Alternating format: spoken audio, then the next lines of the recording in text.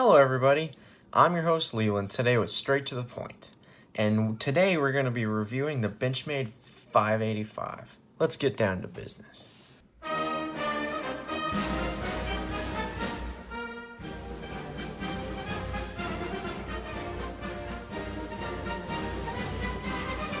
Alright guys, so here are our stats. We've got an overall length of 6.91 inches, a total blade length of 2.91 inches, so that leaves 4 for the handle, and for a mini that's pretty good. We've got a drop point blade with a really nice pretty swedge, you can see it reflecting there. We have a flat grind brought really high up into that spine, great for slicing. Pretty thin blade, but that flat grind, it just adds to that. That is just absolutely ideal for slicing. And then we have stainless steel liners for our handle with FRN or fiberglass reinforced nylon scales. And for that stainless steel liners, they're pretty thick and significant with that back spacer. Feels like a really hefty, good weight knife. And speaking of weight, this overall weight of the knife comes in at 3.4 ounces. Alright guys, let's get into the points. So first, let's talk about this axis lock pair with this spring. So if anybody's not familiar with assisted knives, we'll go over that real quick. So an assisted knife is essentially a knife that requires you to get it started opening, but when you do that, it automatically opens itself. It is not an automatic where you push a button or activate something not touching the knife and it opens. Assisted knives, you have to open it, and as soon as you open it, it'll finish the job for you. Now, Benchmades, if anybody's familiar with Benchmades, you are familiar with this axis lock, which is just an absolutely brilliant design. These axis locks are so strong, they're great for these knives, and that's Benchmade's claim to fame. And as you can see, it's used here, even though this is an assisted knife. Might I add, this is Benchmade's first assisted axis lock knife. So the whole point of this, where a regular assisted knife has a tension spring inside this liner that opens that blade up. This knife not only has a tension spring, but it also has an omega spring like an axis lock does. So here's a Benchmade Griptilian full size. This is a non-assisted knife, okay? This is a regular folder. You're gonna have to do this all on your own. All right, but it uses Benchmade's axis lock, and you can see that little thing that looks like it's wrapping around that little pull. That's the omega spring, and that's basically what keeps these axis locks taut enough to lock that blade up. So the whole point of this, mentioning this, is that unlike where, for example, here's a Buck Quickfire, which I know these blades are not anywhere near price related, but I feel like this blade is really good, and it has a lot in comparison to this knife, so I'm going to be comparing it to this a lot throughout this video. Where you usually open this knife, and the only thing that you have to move, and the only resistance there is that internal tension spring. This knife, on the other hand, has both. You have a tension spring, and you also have to move that axis lock. So as you can see, there's a detent on every single assisted knife that it's going to pull the blade inward until you get to a point. And for this, it's at an angle about 20 degrees off parallel with this knife. So you can see I get it to about there, and it wants to pull out right about there. Okay? So as soon as I do that, that knife flips out, and that shows how it's assisted. Now, not only do you have to push past that detent, but you also have to push that axis lock back, which gives you twice as much effectively resistance as you would on a normal knife. This does not have an axis lock, just a regular lock back. And the only thing you have to overcome is that tension spring. So this is, while it's easier to open and it's faster, doesn't feel as significant and as strong as this Benchmade. And that's the biggest thing about the Benchmade's assisted function that I like the most, is how strong and solid it feels. Now, by nature, for this knife to close, you also have to break that tension between the axis lock. So as you can see here, to disengage it, simple thing, pull it back, get that blade loose, and you can let it go. You don't have to hold it. But when you push this, you can see that axis lock, it pulls itself even closer. And you not only have to get it past that detent to that knife, but you also have to pull that axis lock back, just like you did to open it. So while it adds a little bit of pressure, it makes it feel really good. All right, so now we'll go to the safety. Safety is the next point, and I want to talk about this for just a second because this is an important bit. Some people won't buy an assisted knife without a safety. Me, I agree. I think they're very smart. It's like the safety on a firearm. While it's not necessary for a knife, it is very handy, especially if you're carrying this in your pocket every day. Now, the safety on this knife, pretty simple. It's basically a tension spring. You can see it right here. And when you push this button forward, you actually have to push down and out. You can't just slide it forward. Push it down, same, push it down to pull back to disengaging. But what you're doing is you're basically sliding over the top of that tension spring you can see there. And what that does, if you look inside, if I can get it to my hand-eye coordination to work, if you look inside that axis lock housing, you can see that spring just come down and block it, and it prevents that axis lock from moving. Okay, so that's basically how that works. Now, is it effective? Every safety should be effective. Now, while this is very convenient in how slim it is, look at this buck quickfire again. This safety is the opposite of slender. It's in the way, it's big, it works great, but it is very big. Some people won't like that. This one's almost invisible, very similar to a firearm or firearm safety like on a pistol or something like that it reminds me of. And it's metal, it feels really strong. But the one quandary I have with this is that it doesn't actually do the job like it should. So like a safety on this, you can see safety's on. This knife doesn't move. It's not coming out, right? You can hear it wiggling a little bit, but that blade is completely covered, right? And that's the whole point of having a folder, is it covers the blade. The business end of this blade is right here. The whole point of having a folder is so that you don't touch that, right? Well, this Benchmade, for whatever reason, the way they have designed it, it doesn't actually work like it should. So you can see if I pull this out, that blade actually comes out enough to pull the tip of it out. And while this blade is not a slender blade, it's a pretty big boy. It's a pretty big blade. The point here is still a point. You're a knife. This is a knife, guys. Right? If you clip something on that, it will cut. So that whole execution of how that safety works, it's not great. I'm not gonna lie.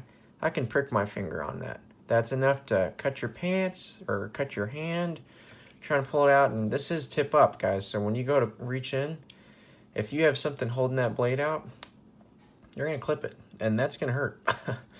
So that's something you have to think about. And this is not, a faulty knife either. I've tried many of these in stores, and they're all like this. And I've seen other people talk about that little quandary there too. So that's something you got to think about, guys.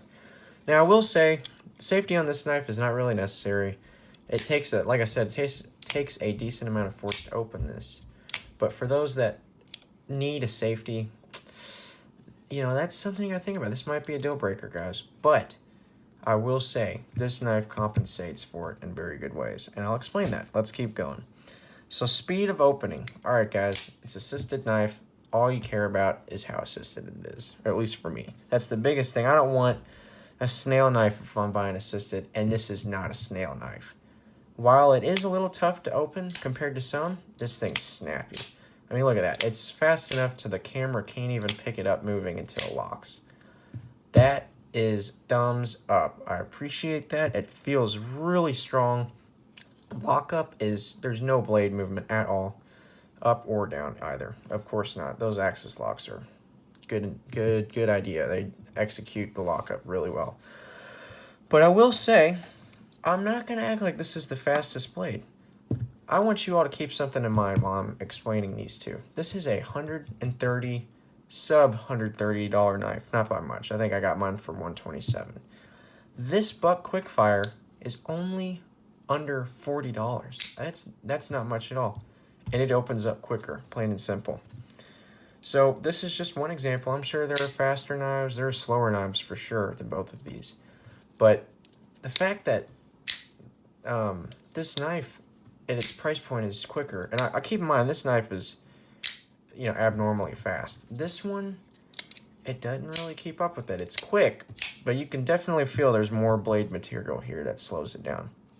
Now, I will say both of these are faster than this buck inertia, and I want to use this one just to show these are not low-end knives. These are both top of the class, especially speed-wise. But speed-wise, this one's abnormally fast. So the speed that this, you know, launches out at is more than perfect. It's great, and it's just the right speed. I don't think that you'd have a huge problem scaring people. You pull this out at a, you know, child's football game, or, you know, in a movie theater or whatnot, just to cut a bag open or something. I don't think people are going to get freaked out by this, just how quick it is. It doesn't make a lot of noise. It actually, I've found, does make less noise if you hold the axis back and then use this thumb to flick it out.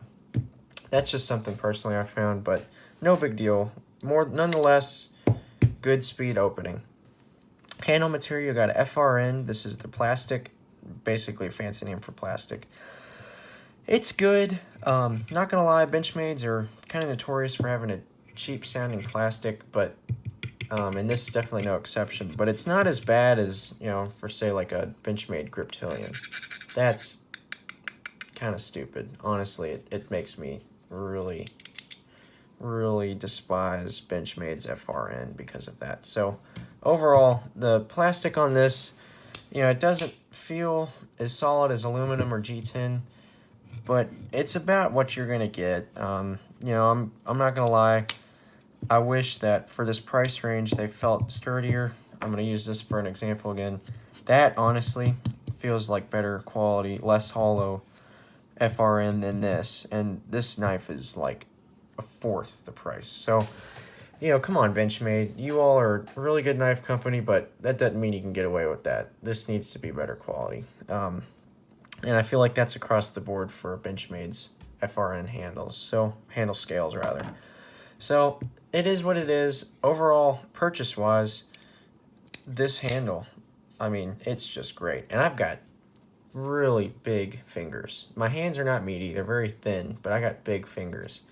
And even though this is a mini, that purchase, oh, feels great. I mean, this really feels like a full size, even though it's a mini. And especially with the addition of this jimping, I guess you can call it jimping. It's more like embossing. And those two little finger grips there, right here, oh, it's a good purchase. And it makes it feel like a bigger knife than it really is.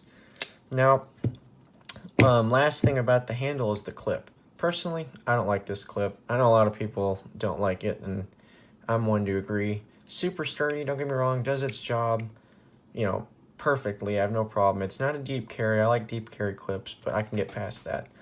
But the shape, I don't know. Some people like to say it looks like a snake, but I'd like to think that, but there are other things that I don't want to talk about that it might look like even more. And that's the biggest thing about that is I don't like the way it looks. And that is the biggest thing that you see when you're carrying this knife, is when it's in your pocket, you know, that's one of the first things you're going to see, right? That clip is, you know, it's on the outside of your pocket. You got to think about that.